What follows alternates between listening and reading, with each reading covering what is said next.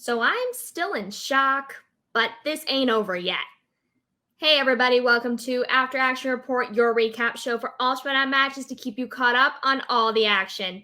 I'm your host Megs here for the Call to Action podcast channel, today bringing you the stats and storylines from Friday Night Titans episode 18. Now, before we get into the episode, I do have to kind of address the elephant in the room here. We do get the announcement just before the episode kicks off that unfortunately, the Schmodown will be ending at the end of this season, and our season is going to be a little bit shorter because Spectacular will actually be airing on October 7th. So we are going to be getting matches between now and then. It's unclear right now whether they're going to be more in the Titans format where we have 2 episodes a night, or if they're going to be releasing matches individually like we were back in the digital era. But the important thing is we aren't done. There are still matches to be released, so I'm going to be here with you guys the entire time, breaking down everything that's going on between now and the ultimate end of the Schmodown as we know it. But with that out of the way, let's jump into what we saw in this episode. We got a tease of a possible singles title path. We saw 2 new teams debut, and we now have a match for a number 1 contender in IG set at the conclusion of this episode. Speaking of IG, in our first scene, Coy and Brandon are having a conversation. Barbarian comes in and the 3 of them have a back and forth of compliments and insults, with Barbarian leaving frustrated, but Coy and Brandon are optimistic. So much positive energy coming from Coy and Brandon Hannah out of this scene. It's almost nauseating, but it's still a lot of fun, especially when you put it up against what the Barbarian was doing. It was a lot of fun to see the we love coming from Coy and Brandon, as opposed to Barbarian going, well, we don't like. The back and forth of it was a lot of fun to watch, and it does lead us right into our very first match of the night. Brandon the Hornet Hannah versus the Barbarian in a number 1 contender qualifying match. Coming out of round 1, Barbarian is up by 3, 9-6. In round 2, Barbarian defers to have Hannah spin first, who spins away from X-Men and ends up taking Alien and Predator. Hannah comes away with 9 out of 10 points, checking down to multiple choice once, misses that question, and it is stolen for 1 point. The Barbarian takes Swashbuckling Adventure and Pulp on his first spin. He comes away with 7 out of 10 points, checking down to multiple choice twice, misses one of those questions, and it is stolen for a 1-point steal. This does give Hannah a gain of 1, but Barbarian is still up by 2, 17-15. It is a back and forth here in round 3. Hannah hits a 2-pointer in Star Wars. Barbarian hits a 2-pointer in DC. Hannah with a 3-pointer in Superman. Barbarian's 3-pointer in Dystopian Future and Time Travel. This forces Hannah to hit a 5-pointer in Batman, which he misses, and this does give Barbarian the win, with a final score of 22-20, where Brandon Hannah answered 13 of 19 questions for 68% accuracy and scored 63% of 32 available points. The Barbarian answered 16 of 18 questions for 89% accuracy and scored 82% of 27 available points. So as I said, this does set up a number 1 contender match because Barbarian will be facing off against Robert Parker in a number 1 contender match here sometime, hopefully here in the future, which will set them both up to possibly play our reigning champion, Kevin Smets.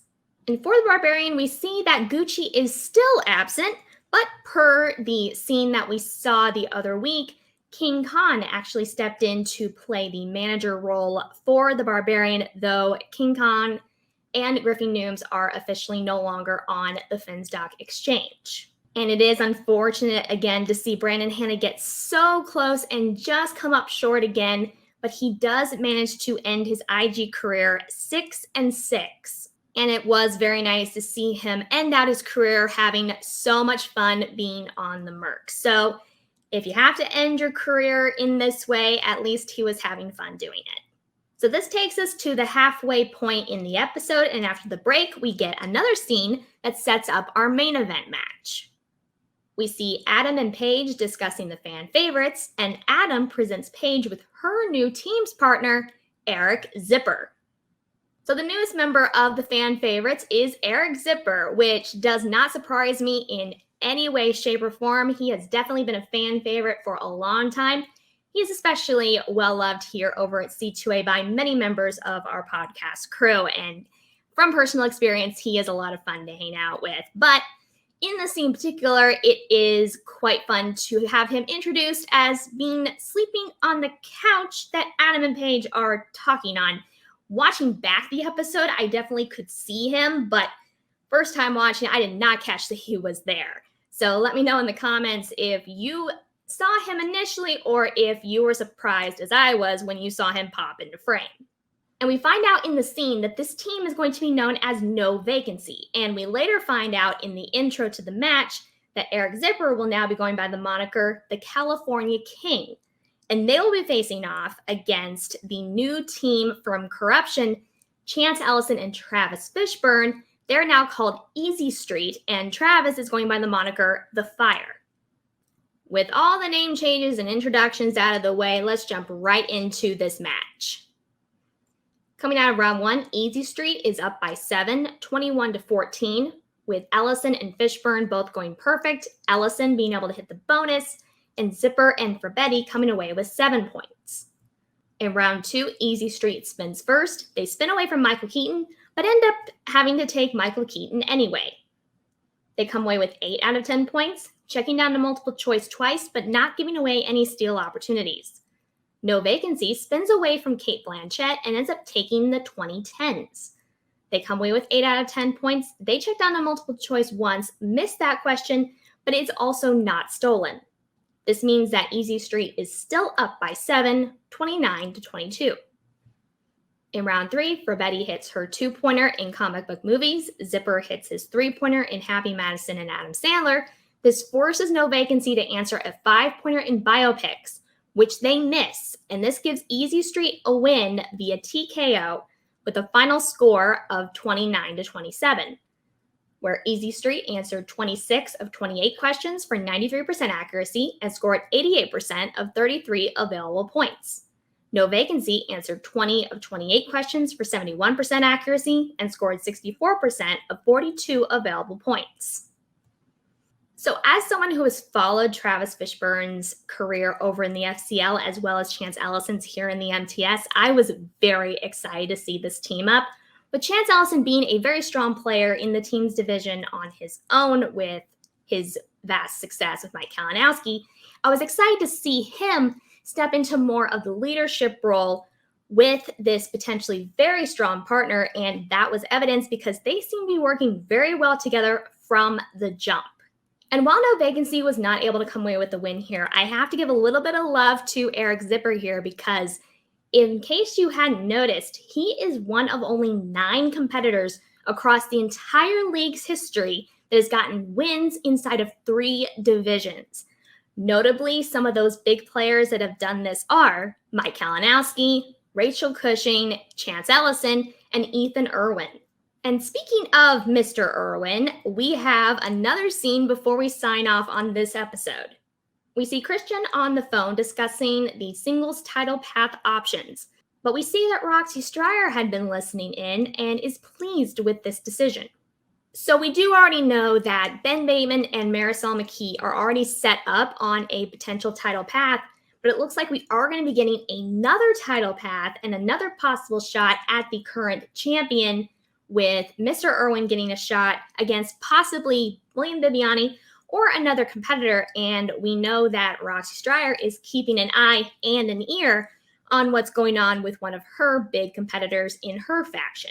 So with the news that the season is ending early and that there are still matches yet to be aired, I'm assuming that all of the title paths that are being presented so far will be able to play their way out, leading up either into Spectacular or will wrap up before Spectacular airs. So whether we're talking about Robert Parker and the Barbarian facing off to ultimately face off against Kevin Smets for IG, or if we have Ben Bateman and Marisol McKee lining up to face off against Sam, or if first we see Mr. Irwin and Bibiani, maybe somebody else, playing off against Sam first. However that schedule ends up turning out, I am hoping and assuming that we will see the conclusion of these title paths at or before Spectacular on October 7th. And that is going to do it for this week's episode. But don't worry, I'll be right back here next week breaking down all the stats and all the storylines from all the matches that we're getting next week. As I've said, however they're coming to us, I will be covering all the matches between now and Spectacular every week, so be sure and stay tuned. And stay tuned to this channel for all the updates on what this channel is going to look like moving forward. I don't know yet what the future looks like for this show in particular and my involvement post-Spectacular.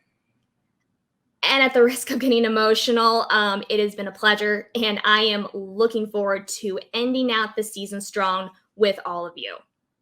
If you haven't already, make sure you hit like on this video, you're subscribed to the channel, and leave comments with your thoughts on the episode. The match breakdowns presented here will be posted on Twitter and Facebook. So until next time, for the entire Call to Action podcast crew, I'm your host, Megs, and this is After Action Report, signing off.